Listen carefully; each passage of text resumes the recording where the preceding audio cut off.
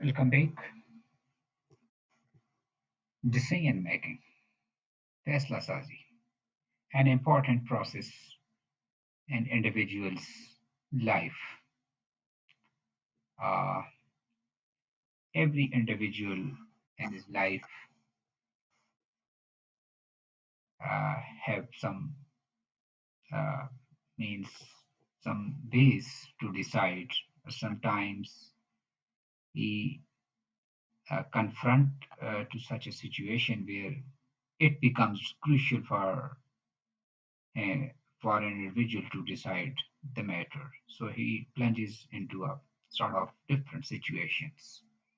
So it's a necessary process which confront to the individuals. So decision making. In this course, we will cover uh, almost all the relevant topic to introduction to psychology's course, and the discussion would be short one. So let's start today's discussion. And before going into detail of the process of decision making, in initial slides, we will just consider the relevant terminologies with respect to psychology and with respect to this important process of decision making. Hope you will understand. Let's start decision making. Critical thinking. Terminologies like critical thinking. Critical thinking क्या है? It is the ability to question philosophically and exercise careful judgment when evaluating a situation. जब आप किसी situation को का जायजा ले रहे होते हैं तो आप फिलोसॉफिकली सवाल उसके ऊपर पूछ रहे होते हैं और उसके ऊपर आपकी जो जजमेंट होती है उस सूरत हाल के ऊपर, उस फिनोमेना के ऊपर, उस किसी भी सिचुएशन के ऊपर वो बड़ी केयरफुल किस्म की होती है और आपकी जजमेंट मुख्तलिफ हो सकती है दूसरे लोगों से, वेरी करती है। ठीक है जी, क्रिटिकल थिंकिंग इसके ऊपर भी हमारा एक लेक्चर होगा, लेकिन ये इधर हम इसको एक टर्मिनोलॉजी के तौर पर डिसीजन फैसला, अ कंक्लूजन और रेजोल्यूशन रीच्ड आफ्टर कंसिडरेशन, यानी आप जो फैसला देते हैं वो कंक्लूजन कंक्लूजन होता है आपका, या किसी बहस के बाद आप फैसला दे रहे होते हैं या किसी ऑब्जर्वेशन के बाद दे रहे होते हैं या कोई कंसिडरेशन के बाद आप उसके हवाले से, और वो आपका कंक्लूजन या डिसीजन होता है। ठीक है जी। अच्छा, प्रॉब्लम सॉल्विंग क्या है? A problem, it is a process whereby a dilemma is identified and corrected. Problem solving तब है कि जब आप किसी प्रॉब्लम प्रॉब्लम को सॉल्व नहीं कर पा रहे और आप एक ऐसी डायलेमा किस्म की सिचुएशन में फंस गए हैं कि जहां से आपको किसी एक तरफ स्विच ओवर करना है। ठीक है?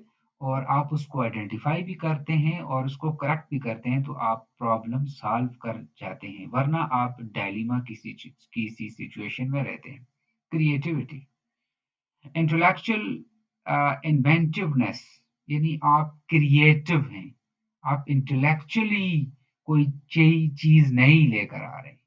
Satisfying, a decision-making strategy whereby the individual chooses a less than ideal alternative that meets minimum standards of acceptance, यानी आप अपने आप को डिसीजन मेकिंग प्रोसेस में कैसी स्ट्रैटेजी का इस्तेमाल करते हैं कि आप लेस आइडियल, यानी लेस देन आइडियल, ठीक है, और अल्टरनेटिव देख रहे होते हैं कि आप ऐसे स्टैंडर्ड कि आप एक्सेप्टेंस की तरफ जा रहे होते हैं, जितना ज़्यादा आप एक्सेप्टेंस की तरफ जा रहे होते हैं मेंटली, उतना ही आप सेटिस्फाई हो रहे होते हैं, उतना ही आपकी प्रॉब्लम सॉल्व हो रही होती है और आप किसी डिसीजन मेकिंग यानी कंक्लूजन या रिजल्ट पर पहुंचते हैं।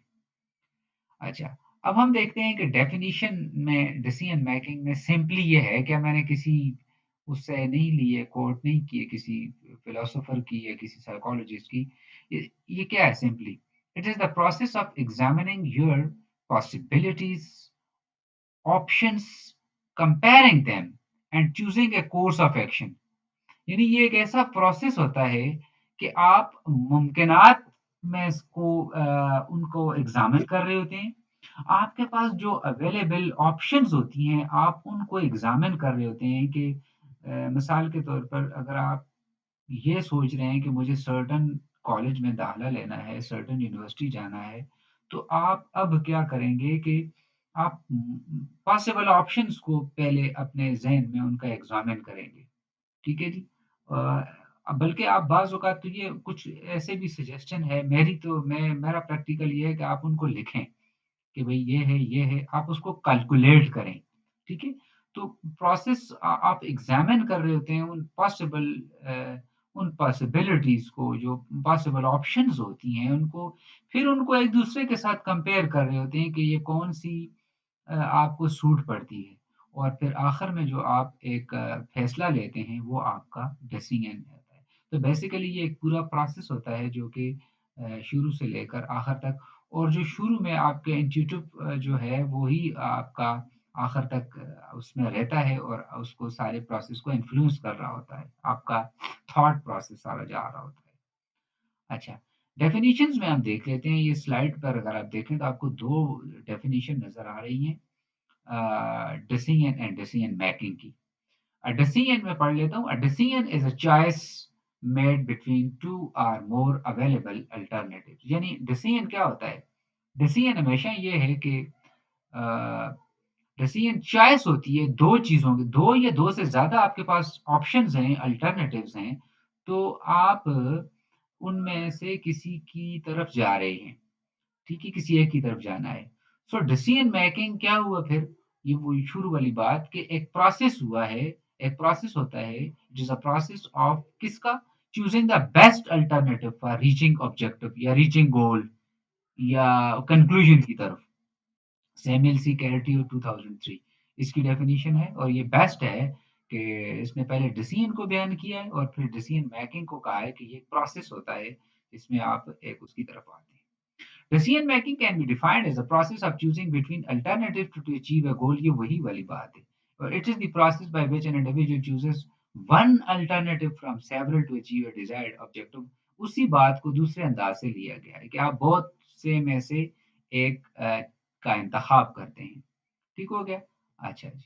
आगे चलते हैं. मेकिंग इफेक्टिव डिसीजंस वो कौन से फैक्टर्स हैं जो कि ज़रूरी हैं और आपके उस डिसीजन मेकिंग प्रोसेस को के ऊपर असरअंदाज हो रहे होते हैं। वो कौन से फैक्टर्स हैं? परसेप्शंस आपकी परसेप्शन क्या है सर्टेन जो आपके ज़हन में कोई एग्ज़ाम्पल होगी जैसे मैंने आपको कॉलेज या यूनिवर्सिटी की एग्ज़ाम्पल दी थी या किसी अम, अ, एक डिज़ायर्ड आपके डिसिप्लिन की थी कि मैं इंग्लिश में जाना चाहता हूँ, मैं केमिस्ट्री में जाना चाहता हूँ, मैं पॉलिटिकल साइंस में जाना चाहता हूँ। So you have certain objectives in your mind for which you are making a decision. So keep in mind all those alternatives like अब वो फैक्टर्स भी हैं कुछ जैसे परसेप्शन आपका क्या है सर्टेन फील्ड के बारे में, सर्टेन एरिया के बारे में, सर्टेन कोई इंस्ट्रूमेंट हो सकता है, कोई कोई खाने की चीज़ हो सकती है, कुछ किसी तरह से भी। ठीक है जी? कहीं सफ़र पे जाना है, कहीं कोई भी डिसीज़न, ठीक है? अच्छा, इसी तरह से आपकी प्रायोरिटीज़ क्या हैं? आपकी वो प्रायोरिटीज़ आपके डिसीज़न मेकिंग पर इफ़ेक्ट हो रही हैं और प्रायोरिटीज़ ठीक हैं तो डिसीज़न की जो डिसीज़न्स की वेज़ जो हैं वो ठीक होंगी और आप किसी कंक्लूजन पर पहुँच सकते हैं। तो प्रायोरिटीज़ आपको हेल्प कर रही हैं। एक्सेप्टेबिलिटी यानी आपका रुझान कितना ज़्यादा है उस एरिया की तरफ, ठीक है? आप उसको कितने परसेंट आपने एक्सेप्ट किया है और कितना आप कर रहे हैं और किससे वो, ठीक है? एक्सेप्टेबिलिटी। रिस्क जो है वो आप कंसिडर करते हैं रिस्क को या नहीं करते लेकिन रिस्क है। रिसोर्सेज़ आपके पास कितने हैं, कौन से हैं कि आपने उसको अचीव करना है, आपकी अपनी पोज़ीशन क्या है रिसोर्सेज़ के एतबार से, ठीक है जी? अच्छा, गोल्स आपके क्या हैं और इफ ये इफ़ेक्टिव बनाएगा अगर गोल्स आपको सामने क्लियर हैं तो। Values, values are important one. उस सर्टेन डिसिप्लिन की या सर्टेन टारगेट की वैल्यूज़ क्या हैं और आपकी वैल्यूज़ क्या हैं? आपकी डिमांड्स क्या हैं, कितनी है, कैसी हैं? आपका स्टाइल कैसा है उसको अचीव करने का? और आपका जजमेंट का प्रोसेस क्या है उसको उस सर्टेन एरिया को देखने का? ये फैक्टर्स हैं जो कि इफेक्टिव डिसीजंस पर असर अंदाज होंगे। ठीक है जी? अच्छा, फिर 6 सीज ऑफ डिसीजन मेकिंग, इनको आपने ज़हन में रखना है, 6 सीज को, 6 सीज ऑफ डिसीजन मेकिंग। सबसे पहले इनको आगे डिटेल भी मैंने किया हुआ है स्लाइड्स में। C construct, compile, collect, compare, consider, commit, यानी ये 6 सी हैं, आपने डिसीजन मेकिंग करते हुए इन 6 सीज को ज़हन में रखना है। इन 6 सीज का इस्तेमाल करना है। ठीक है जी? कंस्ट्रक्ट, कंस्ट्रक्ट क्या है कि construct a clear picture of precisely what must be decided, कि आप करना क्या चाहते हैं, यानी आप क्या करना चाहते हैं, यानी आपका मकसद क्या है, क्लियर कट आपका होना चाहिए कि कंस्ट्रक्ट और वो आपका मकसद। कंपाइल करना, a list of requirements that must be meet, यानी अब आपने क्या करना है कि कंपाइल कर रहे हैं कि वो ऑप्शंस को आप ले रहे हैं इधर उधर से, यानी ये ऑप्शन भी है, ये ऑप्शन भी है, ये वाली भी है, ये वाली भी है। आप उनको क्या कर रहे हैं, कंपाइल कर रहे हैं। फिर आप उन ऑप्शंस के लिए इंफॉर्मेशन को कलेक्ट कर रहे हैं। ठीक है? Collect information on alternative that meet the requirements, यानी एक ऑप्शन आपने ली, suppose I want to take admission in certain college और यूनिवर्सिटी, सो मेरे पास ये ऑप्शन भी है कि मैं उस कॉलेज में भी जा सकता हूँ, मैं उस यूनिवर्सिटी में भी जा सकता हूँ, मुझे पढ़ना ही नहीं चाहिए, मुझे बिजनेस करना चाहिए। अब आप क्या कर रहे हैं कि तमाम चीज़ों के बारे में इंफॉर्मेशन कलेक्ट कर रहे हैं कि ये काम अगर मैं चॉइस कर रहा हूँ तो इसके बारे में, यानी उसकी रिक्वायरमेंट्स क्या हैं।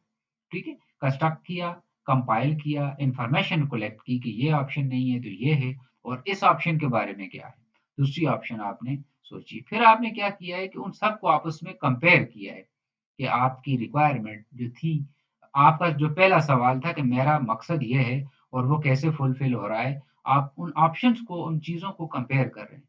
फिर क्या कर रहे हैं आप, consider, see for consider, what might go wrong factor which each alternative, यानी हर फैक्टर के अब आप प्रॉस एंड कॉन्स देख रहे हैं, प्रॉस भी देखे, कॉन्स भी देखे। अब आप कंसिडर कर रहे हैं कि भाई मुझे फायदा किसमें, मुझे नुकसान किसमें है, मुझे इसकी साइड पर जाने से कितना फायदा है और नुकसान कितना है। ठीक है? कंसिडर कर रहे हैं आप। और फिर आखिर में आप क्या कर रहे हैं, commit to decision and follow through with it, और आखिर में आप क्या करते हैं कि बस कर दो भाई, कमिट किया कि भाई ये फलां काम हम कर रहे हैं। तो ये पिछले 3 सीज़ और ये अगले 3 Cs, 6 Cs are very important. Hopefully आप ये समझ चुके होंगे। आगे चलते हैं। डिसीजंस कितनी किस्म के हैं? डिसीजन मेकिंग के प्रोसेस में डिसीजंस किस तरह के होते हैं? टाइप्स ऑफ डिसीजंस की बात करें तो basic decisions are strategic decisions, कुछ ऐसे फैसले होते हैं जो कि बुनियादी तौर पर होते हैं, जो कि स्ट्रेटेजिकली कंसिडर किए जाते हैं। कुछ ऐसे फैसले होते हैं जो कि एडमिनिस्ट्रेटिव डिसीजंस होते हैं, यानी कोई ऑर्गेनाइजेशन चला रहे हैं या कोई एडमिनिस्ट्रेटिवली आप कोई इदारा चला रहे हैं तो आप एडमिनिस्ट्रेटिवली डिसाइड कर रहे हैं। ठीक है? बेसिक डिसीजंस, और फिर एडमिनिस्ट्रेटिव डिसीजंस, और फिर ऑर्गेनाइजेशनल वही हो जाएंगे, और पर्सनल डिसीजन, यहाँ पर भी आपके पर्सनल डिसीजंस भी आ सकते हैं, और policy of decisions.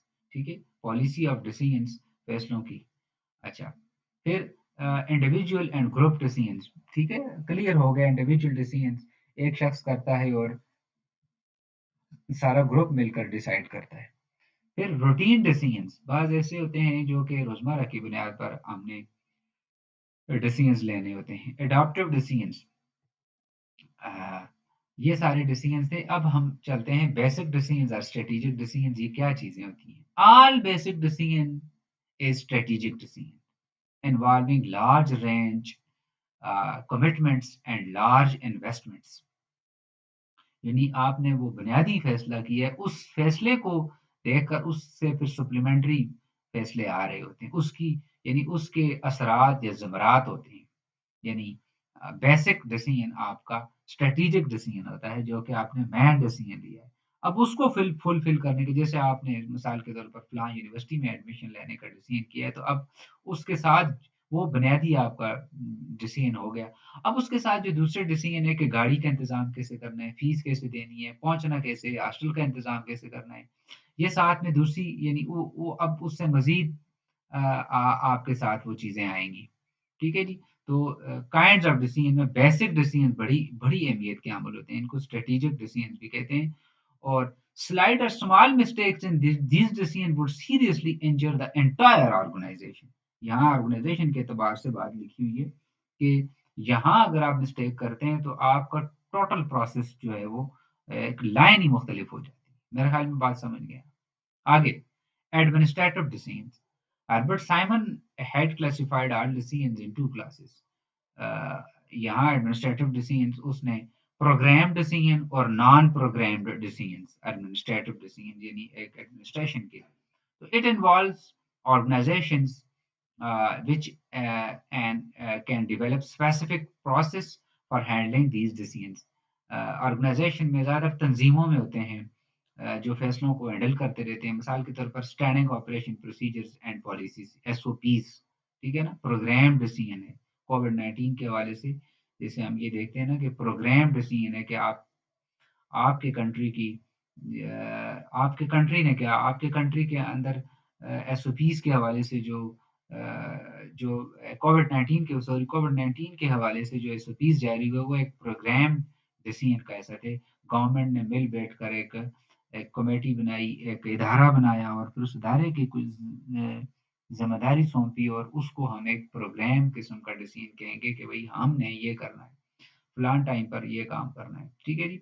They non programme decisions, they relate to general problem solving process, they involve judgement, intuition and creativity. यानी मतलब ये वाला काम आप किसी भी टाइम कर सकते हैं, आप किसी चीज के ऊपर जजमेंट दे सकते हैं, किसी चीज के बारे में आप सोच सकते हैं, कोई भी आप फैसला दे सकते हैं, तो ये नॉन प्रोग्राम्ड है। और वो वाला डिसीजन आपने जो लिया है वो एक प्रोग्राम दिया है, वो मिल बैठ कर एक कंसेंसस से हुआ है, तो वो प्रोग्राम है। जैसे किसी भी ऑर्गेनाइजेशन में जब कोई फैसला करना है, जैसे हम टाइम चेंज करते हैं जी सर्टन ऑर्गेनाइजेशन का, या एक दिन छुट्टी करते हैं, तो ये प्रोग्राम्ड हो जाएगा, ठीक है जी। और नॉन प्रोग्राम डिसीजन जैसे कोई भी इन्वॉल्व जजमेंट के इंट्यूशन या क्रिएटिविटी के हवाले से आप सोचें, तो ये एडमिनिस्ट्रेटिव डिसीजन की दो अल्बर्ट साइमन ने क्लासिफिकेशन की कर दी। आगे है ऑर्गेनाइजेशनल और personal decisions. Organisational decisions reflect company policy, ठीक है। जो एक तंजीम ऑर्गेनाइजेशन ने जो फैसला दिया है तो वो कंपनी का फैसला है, और दे कैन बी डेलीगेटेड और ट्रांसफर टू अदर्स, और जो उसमें एम्प्लॉइज जो हैं वो काम करने वाले हैं, वर्कर्स हैं, उनके ऊपर वो फैसला जो है वो ऑर्गेनाइजेशनल डिसीजन है, वो सब।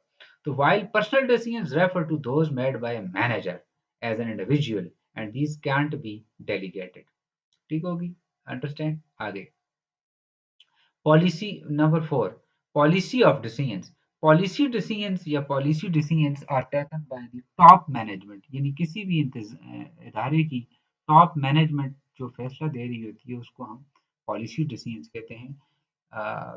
The declaration of bonus in a company is a policy matter, कि भाई एम्प्लॉइज को इतना बोनस देते हैं जी, इतना स्कीम की तनख्वाह में इतना इजाफा करते हैं, काटते हैं, which is to be decided by the top management, while calculation and distribution of bonus is an operating decision which is taken as taken at the lower levels, यानी जो काम करने वाले हैं उनके ऊपर इम्प्लीमेंट होगा और उसको फुलफिल करेंगे। अच्छा जी, आगे है individual and group decisions. The decisions taken by individual in the organisation is known as, आपका अपना जाती फैसला, और group decisions refers it to the decisions which are taken by a group of organizational members। Board of director फैसला करता है group decisions, committee of experts करती है फैसला, या बोर्ड बैठता है, बोर्ड ऑफ गवर्नर बैठता है, बोर्ड ऑफ डायरेक्टर बैठता है, या डॉक्टरों की एक बड़ी टीम बैठती है, पैनल बैठता है, तो वो ग्रुप डिसीजन करता है, ठीक है, इंडिविजुअल डिसीजन के against. Routine decision, the type of decision made when problems are relatively well defined है and common when established rules policies and procedure can be used to solve them. सामने से चीज पड़ी होती है, नजर आ रही होती है, और उन रूटीन डिसीजंस को रूटीन में इम्प्लीमेंट किया जा रहा होता है, तो वो रूटीन डिसीजंस होते हैं, ठीक है। यहाँ पर इतना थिंकिंग करने की जरूरत नहीं होती है डिसीजंस में। एडाप्टिव डिसीजंस क्या होते हैं? The type of decision made when problems and alternative solutions are somewhat unusual हो जाएं एंड ओनली पार्शियली अंडरस्टूड, ठीक है। अगर made when problems and alternative solutions are somewhat unusual, यानी यूजुअल से अनयूजुअल आपके यहाँ कोई सीन हो जाता है, एंड ओनली पार्शियली अंडरस्टूड, ठीक है जी, और कुछ हद तक आपको समझ आ रही होती है, तो आप certain course of action adopt करते हैं तो अडॉप्टिव डिसीजंस कहलाएंगे। अच्छा, आगे हम ये देखते हैं कि characteristics of decision making process. वो जो डिसीजन मेकिंग प्रोसेस है हमारा, प्रीवियस स्लाइड्स में मैंने आपको बताया था कि ऑप्शंस का इस्तेमाल कर रहे थे और आप एक बेस्ट कोर्स ऑफ एक्शन की तरफ जा रहे थे। तो decision making basically decision making process ही होता है। इसकी क्या खसूसियात हैं, यानी क्या होता है इसके अंदर? तो यहाँ हम देखें कि from various courses of action it is a process of choosing a particular course. यानी आप बहुत सी ऑप्शन में से खास की तरफ जा रहे हैं और it is a human process which involve the application intellectual abilities, यानी आप अपनी जहानत का इस्तेमाल करते हुए तमाम चीज़ों को सामने रखते हुए आप फैसला देते हैं। It is a rational process which is processed by deliberation and reasoning. It may also be called as end process. और ये आपके एंड पर है, आपका मकसद क्या था जिसके लिए आपने वो सारा सोचा और प्रोसेस किया और आप एक नतीजे पर पहुंचे, तो ये सारा रीजनिंग बेस्ड होता है। ठीक है जी। अच्छा, आगे इसका अगला है कि it is always related to situation in which a manager या कोई भी may take once decision in a particular set of circumstances and another in a different set of circumstances. ये भी होता है कि आप सूरत हाल सिचुएशन वेरी करती है, सर्कमस्टांसेस वेरी करते हैं और आपका डिसीजन एक वक्त पर एक पर्टिकुलर सेट ऑफ सर्कमस्टांसेस में चेंज होकर दूसरा हो जाता है। So this involve certain specific purpose in which these may just be decision not to decide। ठीक है जी। और आगे phases of decision making. Decision making का जो प्रोसेस है वो कौन सी फेजेस से गुजरता है? जैसे शुरू में हमने जिक्र किया था कि ये डिसीजन मेकिंग बेसिकली एक प्रोसेस ही होता है। उसमें सबसे पहले आप क्या करते हैं, इंटेलिजेंट एक्टिविटी का इस्तेमाल करते हैं, यानी आप सोच रहे होते हैं। फिर आप क्या कर रहे होते हैं, उसके बाद आप डिज़ाइन एक्टिविटी कि हमने करना क्या है, और फिर एक के बाद आप आखिर में आप अपनी ज़रूरत को समझते हुए अपनी ख्वाहिश के मुताबिक अपने ऑब्जेक्टिव के असूल के लिए एक एक्टिविटी का इस्तेमाल करते हैं और उसको चूज़ करते हैं। ठीक है जी। अब हम आ जाते हैं प्रिंसिपल्स ऑफ डिसीजन मेकिंग। इनको मैं डिटेल नहीं करूँगा, सिर्फ नामों से ही इनको करते हैं कि principles of decision making. Decision making में कौन से उसूल आपको सामने रखने हैं? नंबर 1 प्रिंसिपल्स ऑफ ऑटोनॉमी, यानी आप फैसला करते हुए आपके पास इख्तियार कितना है? आपके पास उस सर्टेन एक्टिविटी के को फुलफिल करने के लिए आप कितने बाइख्तियार हैं, या इख्तियार किसी दूसरे के पास है, या फैमिली के पास है, या आपके स्पाउस के पास है। ठीक है। सो आप कितने ऑटोनोमस हैं? शुरू में तो हमने बताया ना आपके पास रिसोर्सेज कितने हैं ये, लेकिन ऑटोनॉमी की बात नहीं की। दूसरा प्रिंसिपल ऑफ बेनिफिसेंस, आप कितने बेनिफिसेंस हैं? ठीक है जी। यानी कितने उसके साथ आपको मतलब कितना आपको ये एक इम्पोर्टेंट उसूल है बेनिफिसेंस का, कि आप इसको किस हद तक अपने उसको टारगेट को अचीव करने में कितना वो है, इसको भी सामने रखना है। इसी तरह से पैटर्नलिज्म का असूल है, इसको भी आपने सामने रखना है। यूटिलिटी का असूल है कि इसकी यूजेबिलिटी या यूटिलिटी का को आपने सामने रखना होता है। जस्टिस को आपने सामने रखना होता है कि आप सर्टेन एक्टिविटी कर रहे हैं तो कितना इंसाफ से काम ले रहे हैं। ठीक है। It's very very important. So techniques are basis for decision making, यानी डिसीजन मेकिंग की बेसिस कौन सी हैं, या वो कौन सी टेक्निक्स हैं जो ये इस्तेमाल होती हैं। नॉर्मली पिछली बातों से ही आपको अंदाज़ा हो रहा होगा कि यहाँ बड़ी आसान सी चीज़ आने वाली है कि यहाँ पर क्या होता है, इसकी पहली जो टेक्निक है वो है, या इसकी पहली बेस जो है वो है इंट्यूशन, यानी decision making by intuition is characterised by inner feeling of the person. यानी ये बुनियादी बात है कि आप क्या सोच रहे हैं, आपकी इनर फीलिंग क्या है।